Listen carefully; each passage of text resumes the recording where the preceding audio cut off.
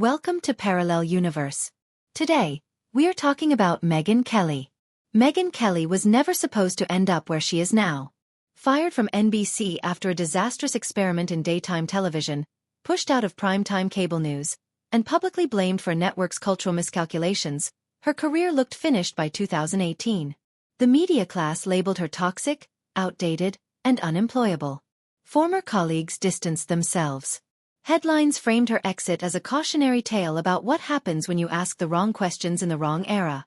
By all conventional standards, Megyn Kelly was done. And then something unexpected happened. Without a network, without a time slot, and without institutional backing, she rebuilt her career from scratch and became more influential than many of the people who wrote her off. But the path from cable news exile to independent media powerhouse wasn't luck. It was the result of years of conflict, reinvention, and a refusal to play by rules that kept changing beneath her feet. To understand how Megyn Kelly outlasted an industry that wanted her gone, you have to go back to where she started. Born on November 18, 1970, in Champaign, Illinois, Kelly didn't begin as a journalist at all. She earned a law degree from Albany Law School and built a successful career as a corporate attorney. Television wasn't the plan. But after the September 11th attacks, she reassessed her life and pivoted toward journalism, eventually landing at Fox News in 2004. There, she rose rapidly. Smart, aggressive, and unafraid of confrontation, Kelly became one of the network's most prominent anchors. She challenged politicians, sparred with party leaders, and famously clashed with Donald Trump during the 2016 Republican primary debates.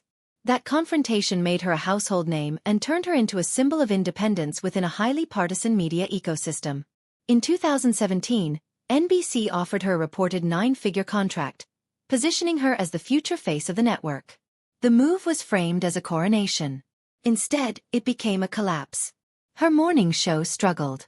An on-air discussion about blackface ignited backlash. NBC executives panicked. Advertisers fled. Within a year, Megyn Kelly was gone.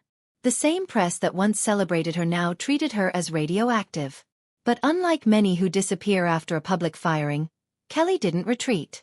She went independent. In 2020, she launched The Megyn Kelly Show as a podcast, free from corporate filters and HR departments. No producers telling her what not to ask. No executives deciding which guests were acceptable. The audience came quickly. Millions of downloads followed. High-profile interviews returned. Politicians, journalists, and cultural figures who wouldn't speak freely on television found space on her platform. Kelly didn't soften. If anything, she became sharper. She criticized the left, the right, the media, and her former employers with equal precision. By the mid-2020s, her podcast consistently ranked among the top in the country.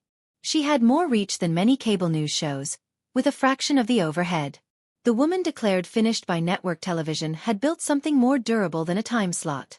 Megyn Kelly's story isn't about redemption through apology or reinvention through compliance. It's about what happens when someone survives being fired, shamed, and discarded, then realizes the system that rejected them was never essential in the first place. The industry moved on without her. The audience didn't.